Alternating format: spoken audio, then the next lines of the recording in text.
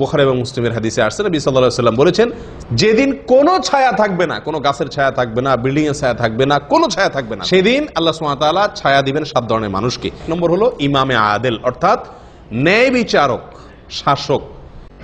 Number 2, ওই যুবক, যে যুবক তার যৌবনকাল ইবাদতে কাটিয়েছে। 2 নাম্বার 3, ওয়ারাজুলুন কলবুহু মুআল্লাকুম বিল মাসাজিদ, ওই ব্যক্তি যার অন্তর মসজিদে সব সময় লেগে থাকে, আল্লাহর জন্য, আল্লাহর জন্য মিলিত হয়, আল্লাহর জন্য পৃথক হয়।